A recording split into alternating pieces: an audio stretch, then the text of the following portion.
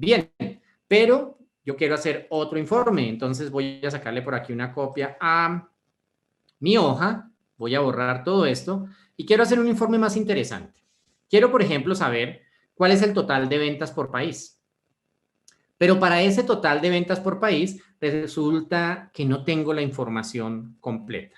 Entonces, voy a ir a Power Pivot, voy a ir aquí a Pivot, voy a administrar y vamos a ver la información.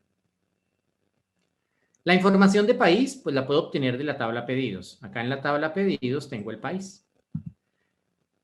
En la tabla de detalles tengo la información de por cada pedido, qué productos se vendieron, cuál fue el precio unitario y qué cantidad se vendió. Pero me hace falta hacer un cálculo. Entonces, dentro de Power Pivot nosotros podemos hacer dos tipos de cálculos. Podemos hacer cálculos de columnas y cálculos de totales. Los campos de columnas, o los cálculos, mejor, que hago de columnas, se llaman campos calculados o columnas calculadas. Y los cálculos que hago de total se llaman medidas. Entonces, vamos a hacer estos dos cálculos. Vamos a crear una nueva columna. Simplemente voy a crear aquí una columna a la cual voy a llamar subtotal.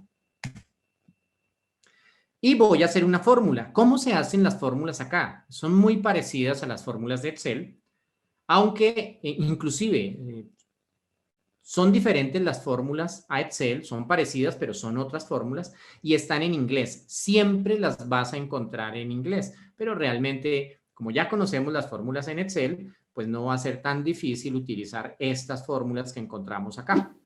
Entonces, voy a hacer un cálculo sencillo que no requiere una función, sino simplemente voy a multiplicar el precio de unidad por la cantidad. Entonces, en la barra de fórmulas escribo igual y puedo escribir el nombre del campo, pero para evitar esa molestia, simplemente doy clic en cualquier celda del campo y mira que aquí me pone el campo que se llama precio por unidad y me dice a qué tabla corresponde, que corresponde a la tabla de detalles. Perfecto. Esto lo voy a multiplicar por el campo cantidad. Le doy clic a cualquier celda del campo cantidad y entonces me va a quedar detalles, la tabla, precio unidad, la columna, por detalles, la tabla, cantidad, la columna. Esa es la forma de hacerlo. Le doy Enter y aquí ya me va a dar el total de cada una de esas líneas.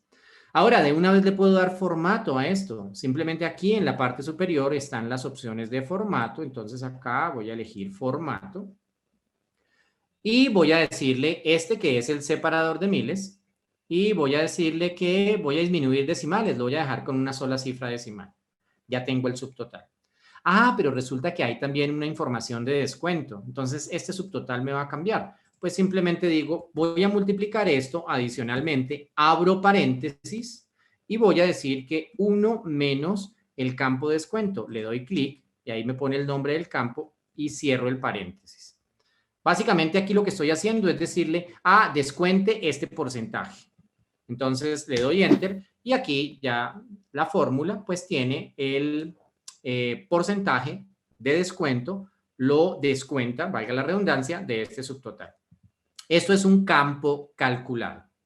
Ahora, vamos a hacer un total. Voy a hacer un total. Puedo hacerlo acá, en cualquiera de las celdas. Esta área de la parte inferior se llama el área de cálculo. Esta área que está acá, toda esta área se llama área de cálculo. Entonces aquí tengo el subtotal y voy a crear un total o, como les decía, se llaman medidas. Entonces simplemente voy a crear aquí la fórmula y voy a decir que esta fórmula, voy a venir acá a la barra de fórmulas, igual. ¿A qué va a ser igual? Pues lo que quiero hacer es una suma del subtotal. Entonces, suma en inglés, sum, abro paréntesis y le doy clic a cualquier celda para que me tome el nombre del campo, Enter. Y entonces miren que aquí quedó mi fórmula. Aquí está la fórmula en la parte superior. Quiero hacerle un zoom a la fórmula. Simplemente le estoy diciendo, hágame la suma en inglés de la tabla de detalles del campo o de la columna que se llama subtotal. Y de manera predeterminada le puso como nombre medida 1. Yo quiero llamar a esta medida simplemente ventas. Listo.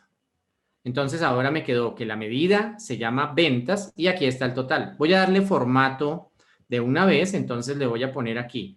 Voy a ponerle formato monetario, símbolo de pesos, y lo quiero sin decimales. Por alguna razón me toca quitar los decimales de uno en uno. Cuando intento hacer los dos decimales, quitarlos al tiempo, me produce un error. Por ejemplo, aquí le voy a dar doble clic y no pasó nada, pero a veces le doy doble clic y genera error. Listo.